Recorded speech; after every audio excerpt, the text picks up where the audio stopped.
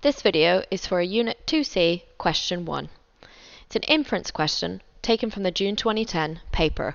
This paper is for Nazi Germany. If you'd like to look at this full paper, you can go to the school's Moodle website. You can log in using your username and password that you would use at school. The mark scheme is also available on through that pathway. So this would be the first question that you'd be asked to answer in the exam, and this is an example of what you might be faced with. They give you a poster source and with a description at the top of it, which suggests the provenance of the source. This is the question. What can you learn from source A about the work of the Strength Through Joy organization? This is a 4-mark question. Many students fail to get 4 marks on this because they simply do not support their inferences. There's an easy formula that you can follow for this question. You need to use a quote from the source, and if you're not going to quote from the text that's on offer, then you need to say what you can see in the picture.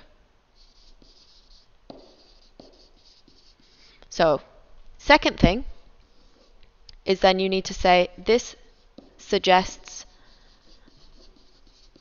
that what, okay? And then the last thing then is overall this means that, and link it back to the question. So let's do an example together for this question. Okay? So I'm going to start with a quote from the top. From this source, I can learn that the Nazis used posters. This suggests that many people would have seen the information that is shared in this poster. This means that many people would have been encouraged to take part in the Strength Through Joy movement to encourage people to save to buy a car. Let's do another example. In the poster, I can see that there's a large savings booklet. This suggests that people were encouraged to save their money. This means that if people saved enough money, they would be able to purchase a car through the Strength Through Joy organization. And finally, we can do a third one.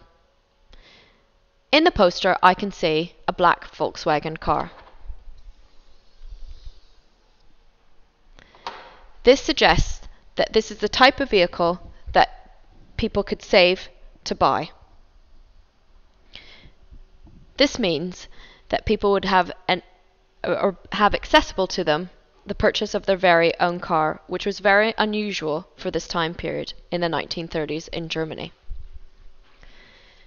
So in order to get 4 marks, you'd have to do 2 full inferences. Remember to use quotes or say what you can see based on the poster or the image that's given to you. Remember that you need to say what it suggests. So what can you learn from the source? And then you need to apply it to the question.